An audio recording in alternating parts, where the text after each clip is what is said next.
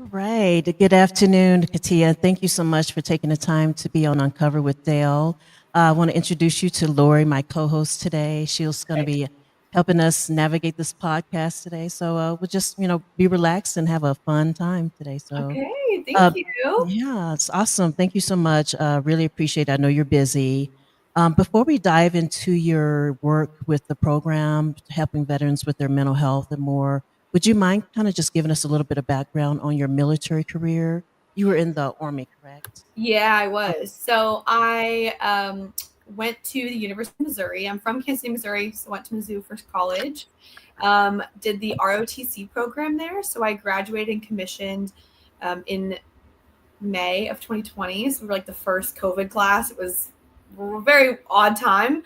Mhm. Um, but graduating commission then, and then my where I was stationed at was in North Carolina at Fort Bragg. So I went down to Texas, did my Army training called Bullock there, and then went to airborne school, and then reported up to Fort Bragg. So I was there for 4 years, just under 4 years before I moved to Chicago. I was in the 82nd Airborne Division. I primarily spent my time there in 1st Brigade, but worked a little bit up that division as well. We were a part of the IRF deployment, Immediate Response Force for the withdrawal of Afghanistan. So we were on a no-dose deployment for that and had a great time at Fort Bragg in general. I really, really loved my time there. I got really lucky with the leaders that I had and the soldiers and NCOs that I had. So I could talk about it for hours. No, I love it. I really, really did love my time there. I knew no one when I got out there, so I had to build a life and build my support system, and I did it. And so, yeah, I think very fondly of my military time, but served in the 82nd, and that was for 4 years, and then I got out after that. So, That's awesome. Now, did you come from a military background? Your family did anyone else serve? yeah, kind of. Yeah, the answer is yes. It wasn't something though within my own family that was like super heavily, not encouraged, I guess. It was just like my mom was in the Army Nurse Corps. Two of my uncles one was in the Navy, one was also in the Army. So it was like supported, but not like a expectation, I guess is a better way to put that. And then I'm the baby of my family, and my two of my older brothers decided to go. One went active duty Air Force, and then one went Army Reserves as a combat medic. Um, both of them enlisted, so neither one of them went to college right after high school. I knew, though, I'm very type A, so I knew that is something that I wanted to do. And I knew that my mom had talked so highly of her time while she was in the Army. And, so it always been something in the back of my mind. And then when you look at colleges and the price tag and all these things, I was like, well, okay, maybe this plan B kind of moves up to my plan A, because I know that I really want to go to college. All of my family has had pretty good experiences of their time in the military, regardless of branch. So maybe I'll give it a go and see how it pans out for me. And I've been blessed. So That's yeah. awesome. That's awesome. It's cool. It sounds like you kind of just followed into your family's footsteps, and Yeah. Yeah. seems like you're an adventurer. Kind of Yeah. wanted My to try mom and I were something. the only ones on the officer side of it. So that was a little unique for me compared to a lot of them. Mhm. But regardless, it was so well supported, and my family's great. So That's cool. Did you have any trouble transitioning out? I know some veterans, they're lacking information, resources, especially if you were injured in service or anything like yeah.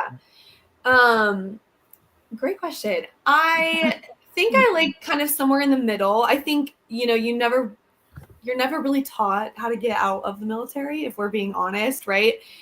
Because the people that Yeah. have done it aren't in anymore, and you're not, consistently around them. And so there was, some junctures that came that I was like, what do I do now? Like, and even when I was still in and I was in that process of getting out, I will say that they do their best to try and put you in classes and provide you resources and doing all those things, but sometimes it's like drinking from a water hose, or and you hear all these things, but then you're not at the point where you can apply them. So then all of a sudden, when you're on the end of it and you're on the outside, you're like, wait, what? Like, I remember hearing something about that, Something. Yeah. not really sure. And I Yeah. So yes, I know that there are resources out there, but to the extent of like how much of it do I remember, how much of it do I use today, that's a whole other, different story. But Mhm. yeah, does that kind of answer the question, I Yeah, guess? yeah, yeah, yeah, yeah, definitely. I mean, it's different for each service person. I didn't really know a lot getting out. I had some injuries, here Yeah. and there, and I didn't really qualify for the GI Bill. So Mm. I learned later about Voc rehab. Going back Hmm. into training for that. Yeah. So I'm glad you were able to navigate it and get the resources. Yeah, and there's still things that even today I did get pretty sick while I was in the army actually, and so navigating that process, post diagnosis into being out. Not a lot of my friends or my peers that I had in the army are either still in or they don't have those issues, and so trying to navigate the VA and doing all of that stuff is a very different thing that I'm dealing with compared to a lot of my peers, I guess. So, but that being said, the VA that I go to in Chicago is pretty great. If I'm being honest, I've had a very good experience there. So I feel like when I don't know exactly what to do, I have some people that I can go to ask. And obviously my job, I'm surrounded by a lot of veterans who, Veterans, yeah. you know, have been injured, who have done all these things that I can ask for support as well. So I'm very lucky in the position that I am, especially within this job compared to a lot of people. So I have the resources and the people if I ever need them, which is a blessing. Which blessing. You get the inside scoop. Yeah, literally. That's what it feels like. Cool. Awesome. So, tell us a little bit about the Road Home program. It's based in Chicago, Illinois. It's a nonprofit. How did you get started in that? Did it kind of So I post leaving college, or I was in North Carolina while I was in the army. My partner and I met at school. So we had done long distance the whole time. He's from one of the suburbs here in Chicago. And so he's lived in the city the whole time. And when I was getting out, I was just like, I knew the job hunt was going to be hard. But I was like, in the back of my head, I was like, worst case scenario, I can get a job. Like, I'll just get a job. Even if I'm not, if it's not my favorite thing I've ever done, because again, I had such a great time in the military and it filled my cup so much. It just wasn't something that was going to be in my life forever. It was a chapter for sure for me. I knew that filled my cup so much that it was going to be a challenge for me to find something that filled my cup in that same way. And so I knew that post North Carolina, I was going to move up here. And I was like, well, let me just, start looking. And my expectations were very low. I was a medical service corps officer. I don't know if I mentioned that at all. So I worked in healthcare. I, was basically the administrative part of Army medicine in a very, very watered down version of that. And so I was kind of interested in, some administrative stuff within hospitals. So I was looking around at different, healthcare entities within Chicago, and where I work, Rush, is what we, as the Road Home program, are attached to. They are huge. And so I was looking at different jobs there, and it was a very humbling experience to enter into the job hunt post yeah. Army. And I think that people who get out, regardless of your rank or position or what you did in the military, relate so heavily to that, where it's like, I, as a 22-year-old right out of college, was immediately responsible for 42 people directly, was responsible for millions of dollars worth of medical equipment. Ooh, And yikes. so it's like, I know what I'm capable of, and I know the level of Yeah. leadership, and that only grew from then on. And the experiences that I had and the things that, the Army for me, but the military in general, the situations that you're in, your scope is so wide compared to, an average, non-military person, just because of what the military put it's what it is.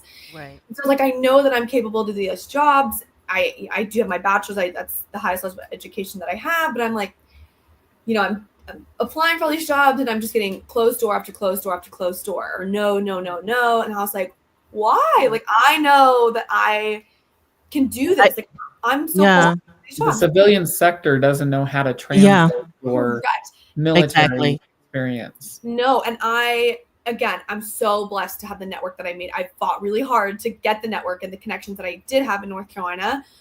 But I would go to my mentors and some of my, like, my friends that I met there, and I'm like, what am I doing wrong? Like, what do I need to shift? What do I need to pivot to like, I know that it probably won't fill my cup the exact same way, but I know that working in healthcare does fill a certain part of me that makes me happy. Mhm. And I kept getting no after no after no. And so I go to my old mentor he was my first company commander actually in the Army. And I am just like, yeah, like I found this job, and at this point I'm like desperate, right? I'm on LinkedIn and I'm looking at the people who work at the Rush, right? The Rush University Medical Center. Mhm. And I'm going into there, and I'm going into who are veterans within Rush, and I'm just like sending Hail Mary after Hail Mary. And I'm like, this is who I am. This is what I did in the Army. I would like to do something similar, but I'm really open to whatever, right? Right. So I'm doing that. And like, I think I maybe sent out for Rush alone like 25 messages, and I only got responses from 2 of them. Oh my goodness. And so one of them was one of my now coworkers, and he was like, hey, that's super cool. Like, you sound like someone who would be, a really good fit for our team. I don't know if there's any opportunities right now or in the future, but here's my boss's LinkedIn or his name. If you want to go look at him on LinkedIn, like just message him. Like, why not? Right. And so I'm like, okay. So I follow this guy, the boss, and I'm like, hey, you send him a message and send it out and just let it happen. And he's like, you know what? We don't have anything available right now, but in a couple weeks, look back on our page, because I had read their page about what this, this guy that I originally reached out to. And I'm like, I have to work here. Like, I have to work here. Like, you want to talk about, I want to work in the military community, being in the medical field, like fills my cup up, being able to potentially give back to veterans and service members and their families. I'm like, oh my God. But I'm so discouraged at this point, because I'm like, I've got no's after no's after no's. And so I'm talking to one of my mentors, and he's like, oh my gosh, by the way, I saw that you connected with this guy on LinkedIn. He and I went to school together. Do you I know that he lives in Chicago, and he's like a super big advocate for the veteran community and population within Chicago. Would you want me to reach out to him? And he says the person's name. And I was like, that is the man that would hire me. That is the guy who you went to school with way back in the day. Like, please, yes. Like, reach out to him, tell him how great I am. I promise. Like, all these things. And so, I hear that story so much. I'm not to interrupt you, but I hear it so much. Veterans who are overqualified for a lot of these jobs, and they get no response. Army or Navy medics, Army medics. And I'm like, these are the people who should be in our hospitals. 100%. And so, yeah. So it just was one of those, you hear all the time, it's such a small world. You hear it all the time. The Army is such a small world, but man, it is just time after time. It has proven itself that statement is so true. And so, long story short, my old company commander reached out to my now boss and was like, hey, I know this girl. She worked with me when I was a second lieutenant. It was my first job in the Army. And he was like, she was great then. I know she's gotten even better. And so I had to go through the whole application process still, was like neck and neck with a couple people, and ended up getting the job. And at first I was just like, oh my God, thank God. Like, I got a job. This is so great. Right. My first big, corporate America job. Right. And I knew, through doing my research, and the interview process was intense. It was a lot, and rightly so. It's a very good job, but it takes the right person to do it, as I've now, really realized through what we do.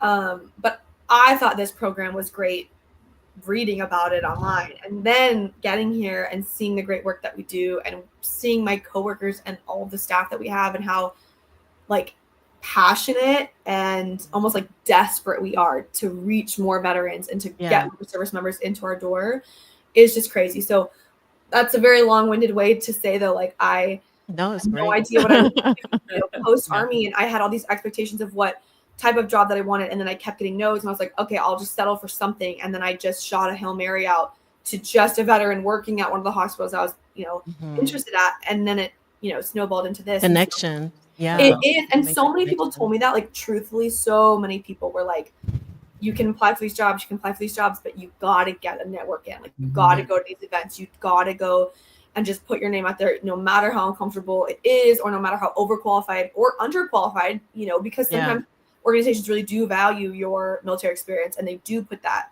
and value that. And so, especially when you just get out, I think a Right. lot of veterans, including myself, we kind of become lone wolves. And we're like, oh, okay, I don't have a community around me anymore like I did in the military. Yep. So now that I'm out, it's kind of like you feel isolated. You know, you Yeah. have to kind of try to rebuild that community and network. And it Yeah. can be And scary. It can be really it's so nerve wracking. I, you know, was very fortunate that I was moving into a city and a town and a home with my partner.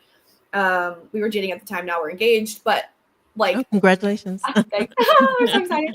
Um, but if I think about people who don't have that support system or that that solidity of I have a home to move here to. I have a person that I can lean on and rely on, and he's been here for 4 years, and so he has this entire network of friends just through Chicago that he's met here.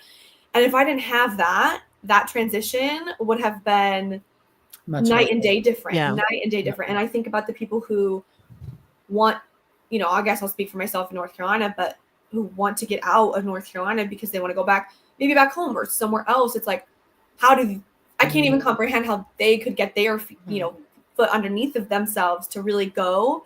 So it's challenging. It's challenging. It's nerve wracking. It's so scary.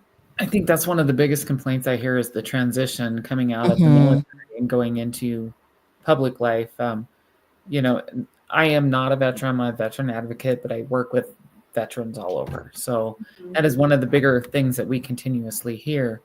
But tell us a little bit about what your organization does and Yeah. what's Yeah. next. And I'm going to try to pull it up here while you guys while we're Okay. talking here. Yeah. we So for the Where Homeless we chat. program, I see it kind of scrolling on the bottom here, Yep. but we Yeah. are a nonprofit based out of Chicago, Illinois, in the medical district here.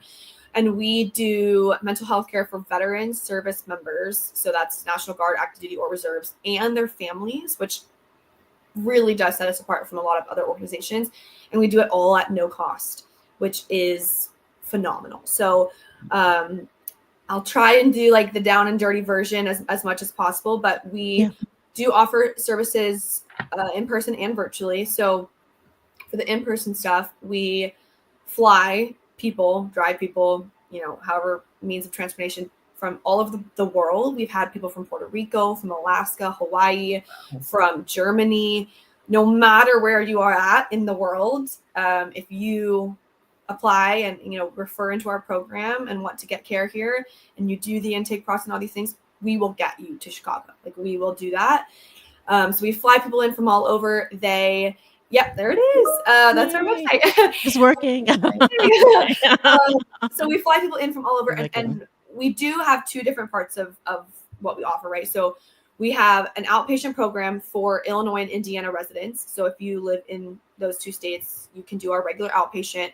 That's completely customizable to whatever you need. It can be once a week. It can be every 2 weeks. You can start once a week and taper yourself down to more of a maintenance type appointment. Very, very customized. That's only offered in those two states because of, credentialing and licensing and all that stuff for our clinicians.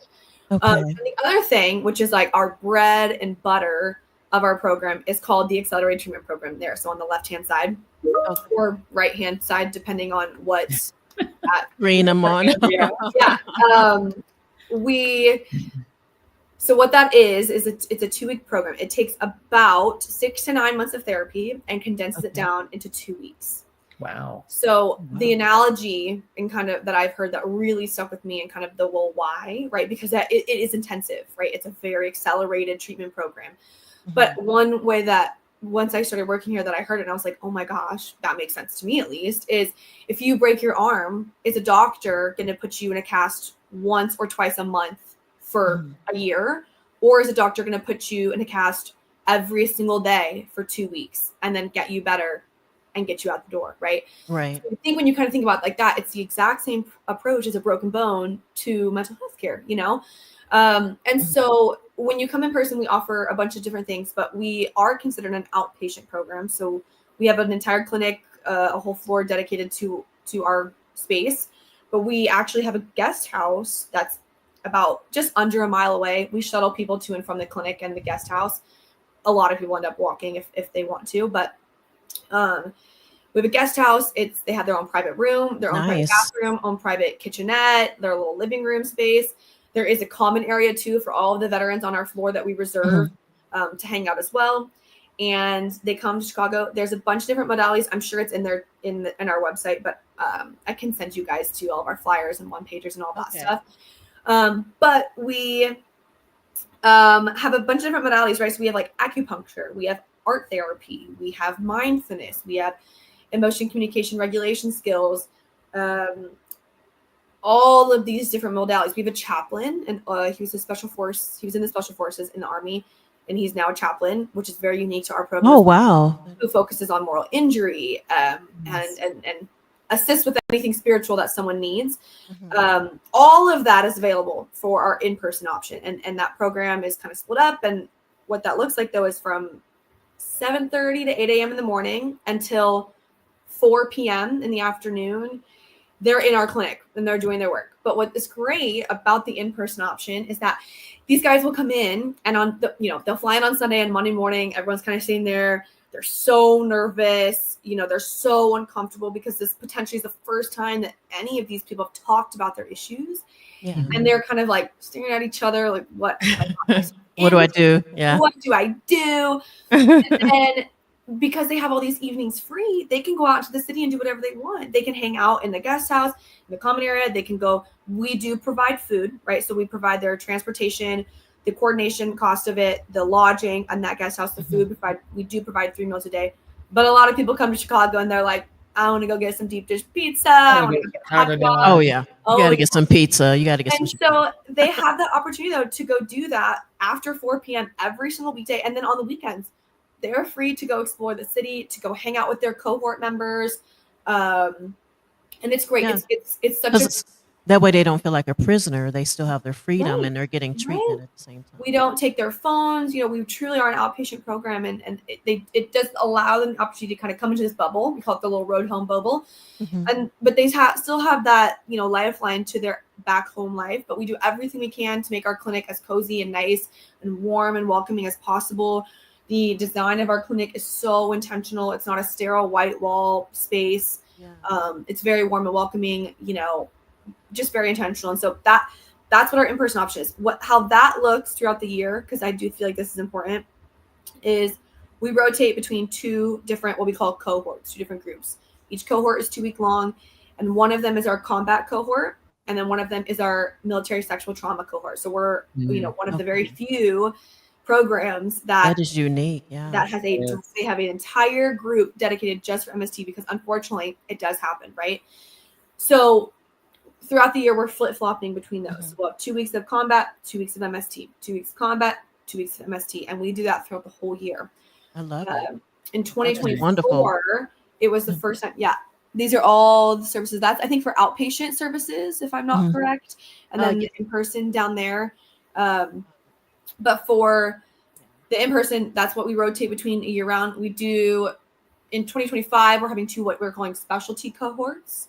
Okay. So one of them's in June. It's a family cohort. So we allow family members to fly out to do their own 2-week treatment by themselves for their own whatever they need. Right. And then it's really cool. And then in June, when that's in July. In June is when Chicago celebrates Pride Month.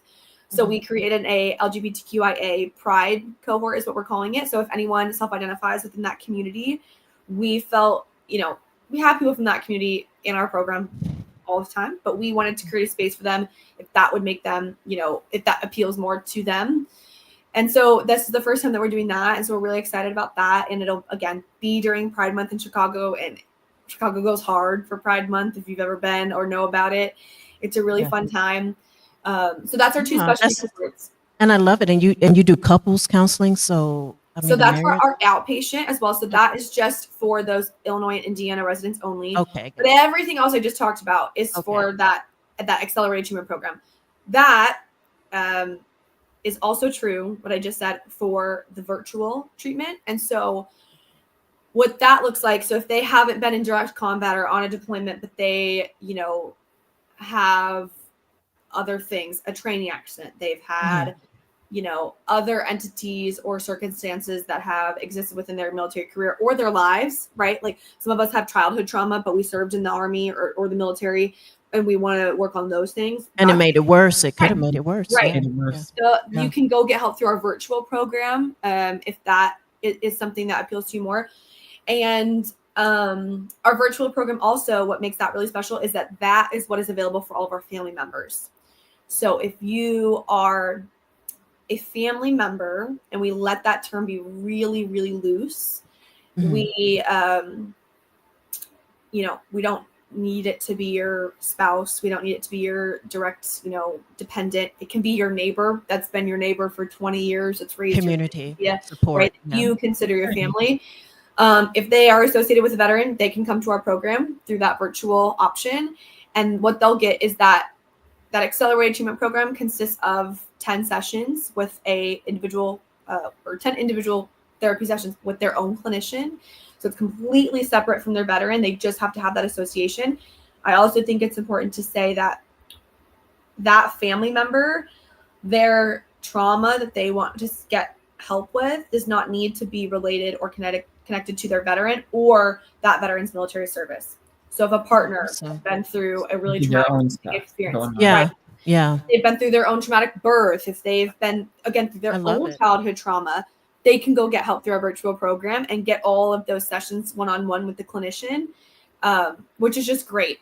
So that's kind of a nutshell of what we do. I think I saw it on there. Our website's full of all of our data and stuff, but on the homepage, it's a good looking website. All of these options, that if you scroll to the top, that Get Care button for people who are looking on the video side of it, it's called Get Care. If you fill that out, we are completely self-referral. So you don't have to have a diagnosis to come.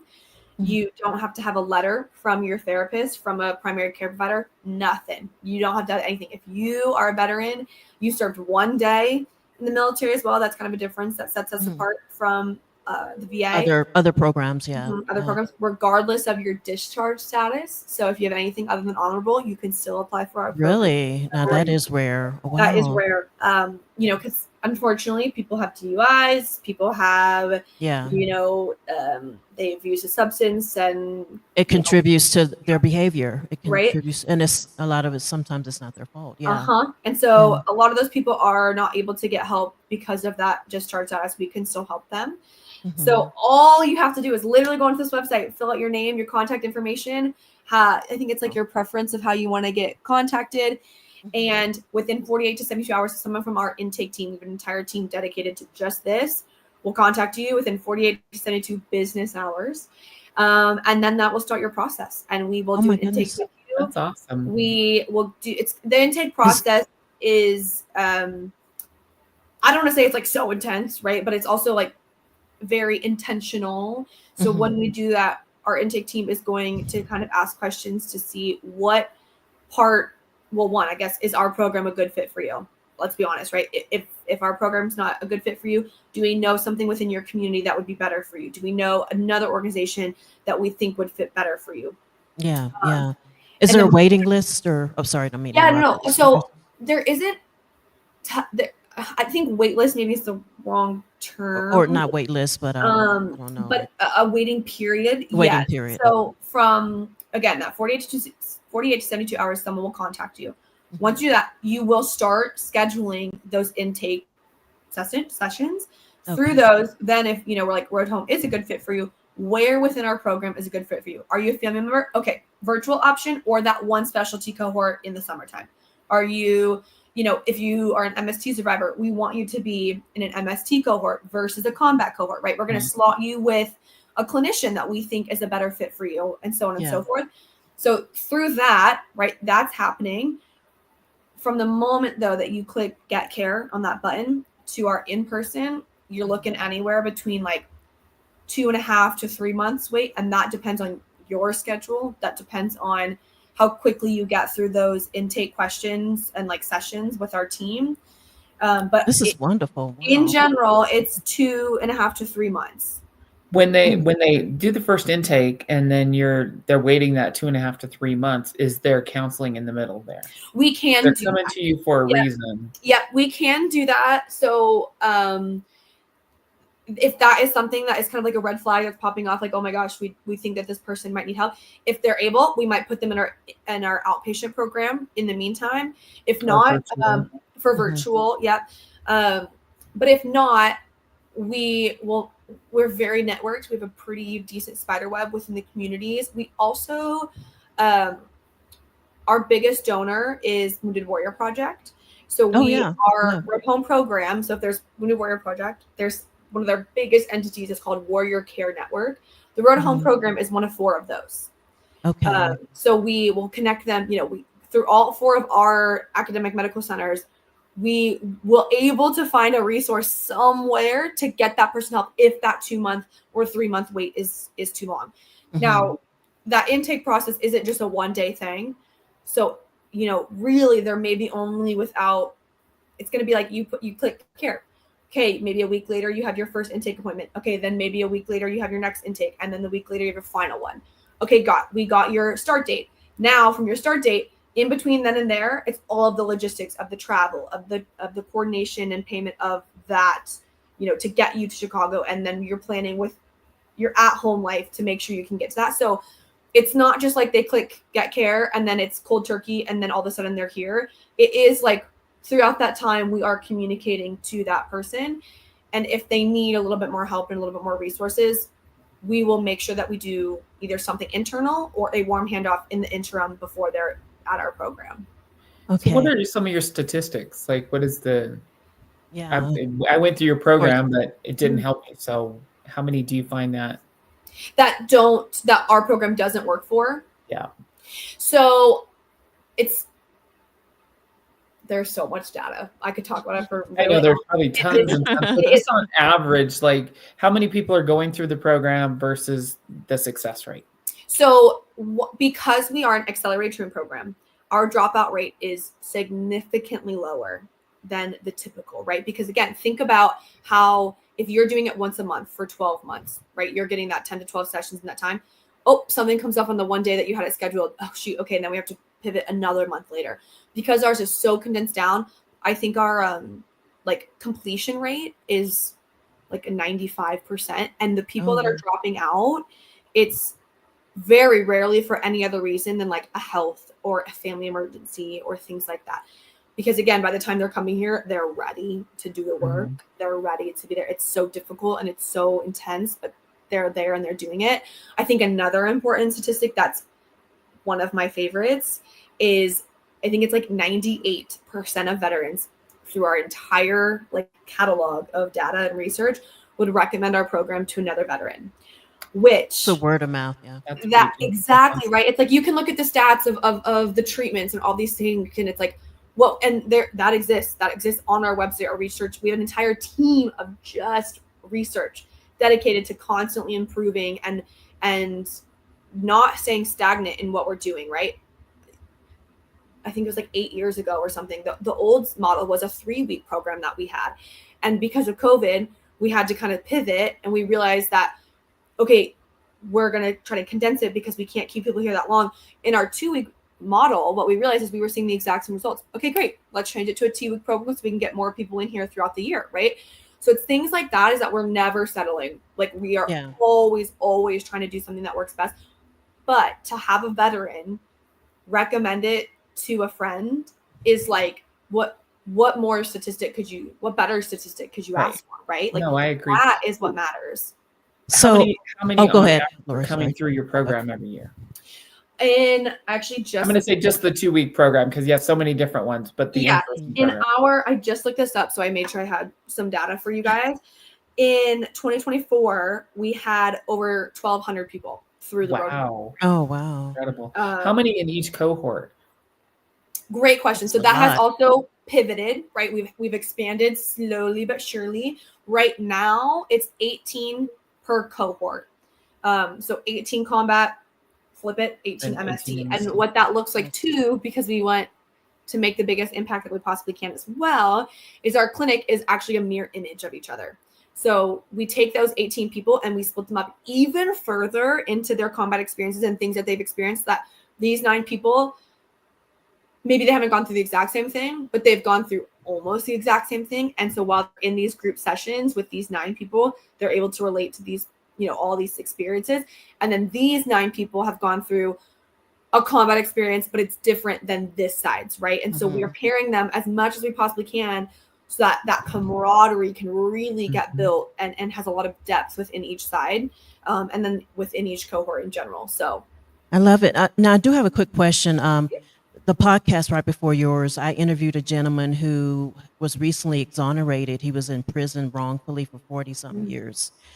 How would you reach out to someone like that? He's seeing a psychiatrist now. He's healing slowly, but would you accept someone who's recently been incarcerated, especially if they were wrongfully accused and they DNA just exonerated him? yeah, Would so he qualify for this? it's not a disqualifying factor. I guess Okay. I will put it that way, right? So same when it comes to our intake team, will kind of work through that and ask those Okay. questions. So if they're filling out paperwork and that's like something that we need to talk about, I will say it's the same thing for someone that has a dishonorable discharge. Why was there a dishonorable discharge? Okay. If it's something like, Did you're a drugs. really bad person and you are still a really bad person and X, Y, or Z and that side of it. Okay, maybe this isn't the best fit for you. Maybe we can't handle this. Or maybe we have you participate in the virtual option versus the in-person option. If we feel like you're going to potentially be a risk to someone else in the program, can we still help you, but do it virtually? And so I think the biggest thing is, 1, no, that's not a disqualifying factor. 2, what is the safest, best way to handle those situations, right? Because there are some exclusionary criteria within our program. With that being said, 96% of people get accepted into our program, and that 4% of people, it's a not now, it's a later situation. Right. So that's a little bit into the weeds of it, right? But the baseline of our exclusionary criteria is the reason that stuff exists is that when people are in our program and getting the help that they need, that factor isn't interrupting their care. So substance abuse. We don't drug test at our program, even for the in-person option. But we ask that your substance use isn't being abused and it's under control so that when you're at our program, your treatment isn't being impacted. Yeah. Because we don't drug test, you're an adult, right? It's legal to smoke marijuana in Illinois. But if we see that it's impacting your treatment, then we'll have a conversation with you, right? And we can create pathways that if someone does struggle with a substance, we're not a substance clinic, but if we notice that someone struggles with that, how can we, customize their care plan to make sure that we're working on that part of their lives and that part of their struggles? So I think it would be the exact same for someone who, was wrongfully incarcerated. How can we support them? Can we do it? Okay, let's figure that out. And then how can we best do that for that individual?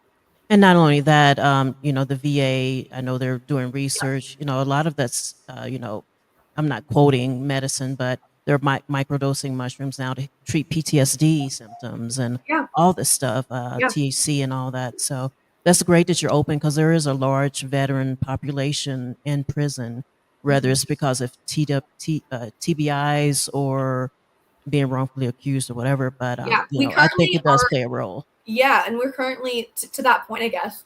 But we're currently working with the Cook County is where we're located, the Cook County Juvenile Detention Center.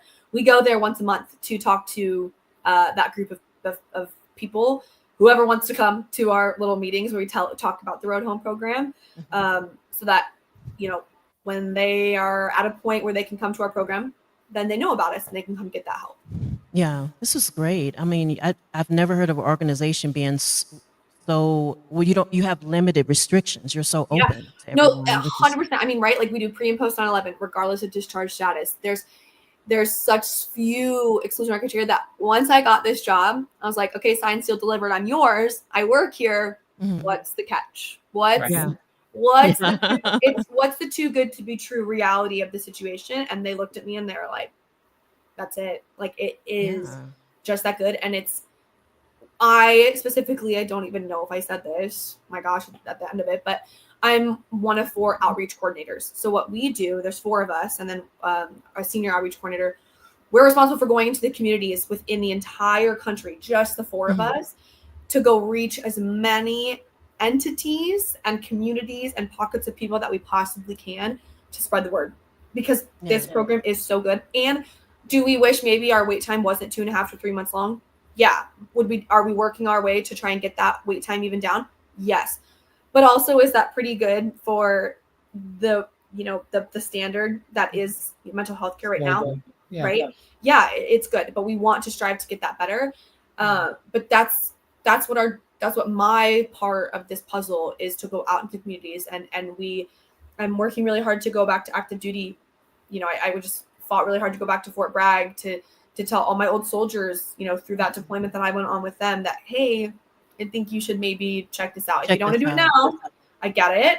But at some point, keep myself and these 3 words, Road Home Program, in the back of your mind, that when you know that all of a sudden you're at your point, whatever that looks like for you, you can go back. And we've done some outreach with the Special Forces community, because they have to sign an ROI. That's another really appealing part of this for active duty, is that we encourage people to tell their commanders and their chain of command that they're coming to this program.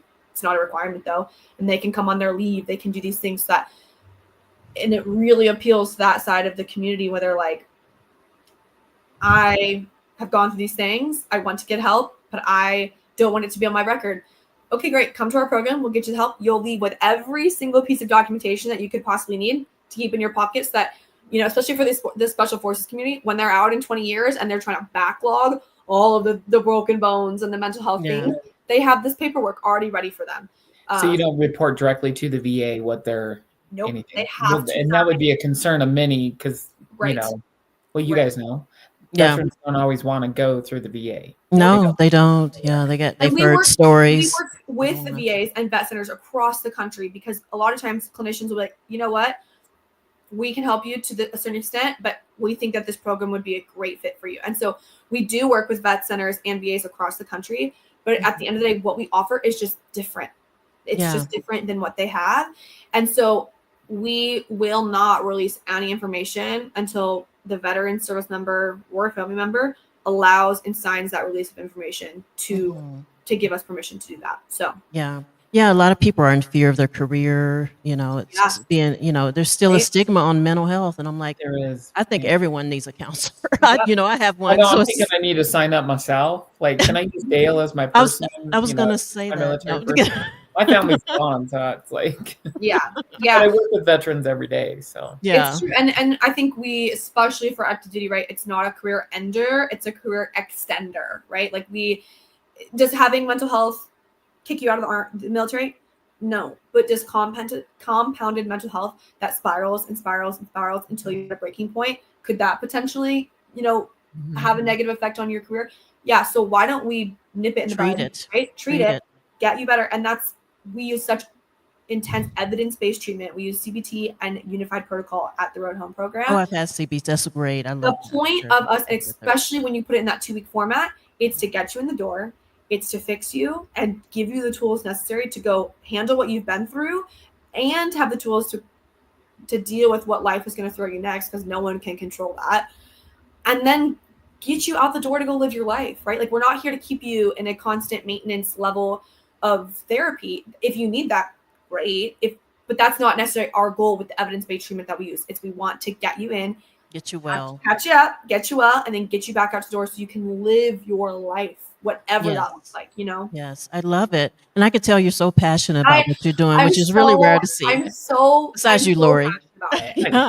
You're both. I mean, it's so good to be true. And regardless on, if you were in for 4 years or you were in for an entire career, what we also tell people, because some people are so hesitant to seek that help, we put it in like if you don't need it right now, you might know someone that does.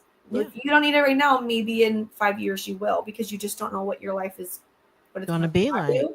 And even for our program, we've had people come once and we've had people return, because life has just really dealt them the cards that they've gotten, and they've come back. And so I am so passionate about it. I think that regardless on the fact that my career was 4 years, it's 4 years in the 82nd Airborne Division, which can be intense. And that's awesome. Congratulations on that.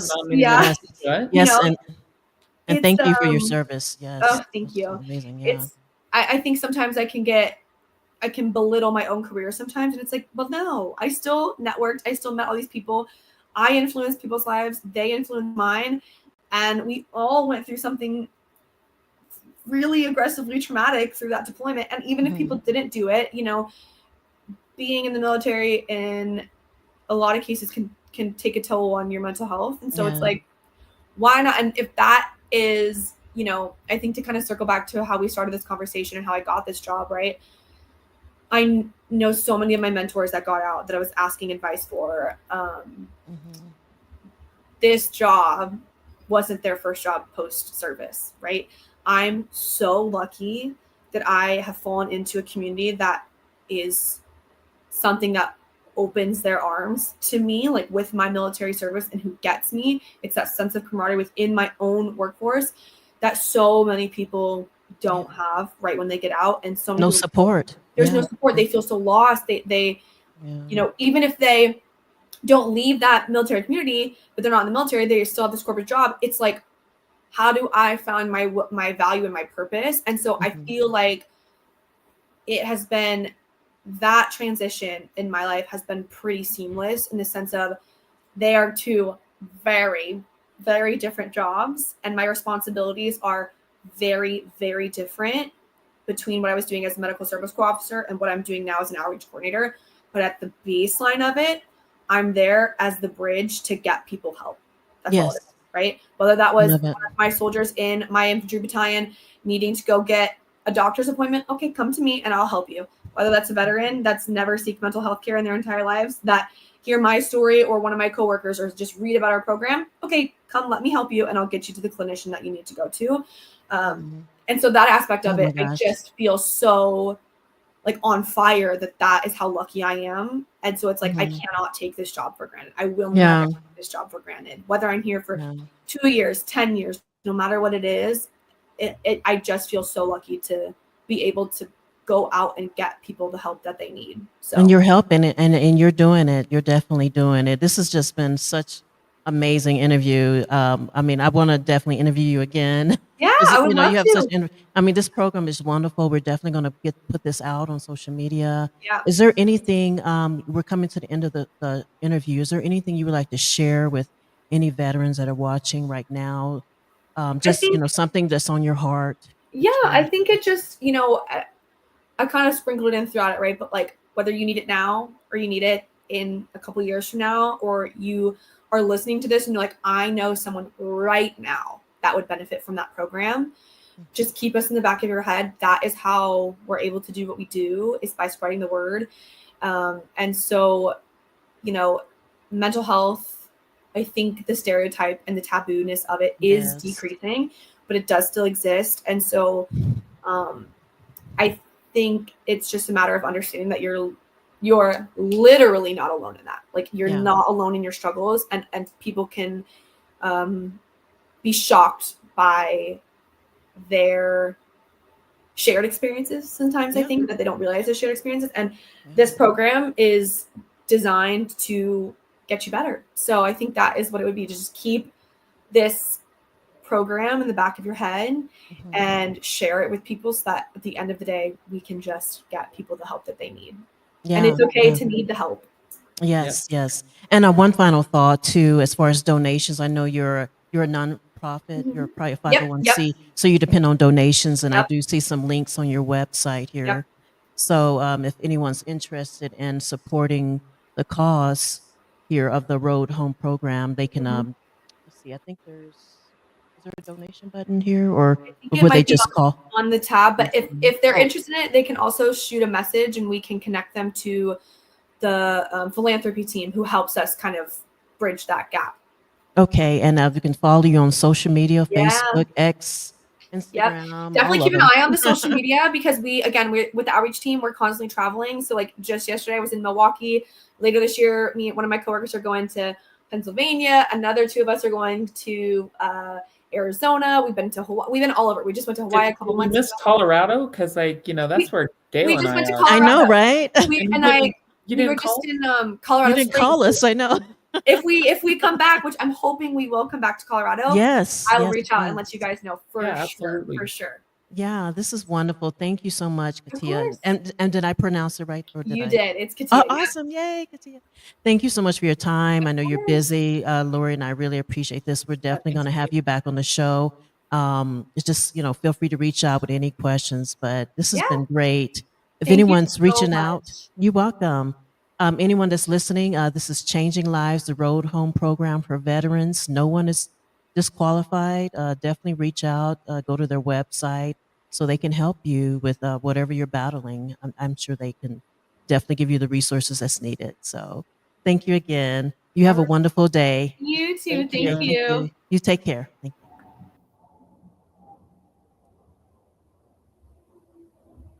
See if this is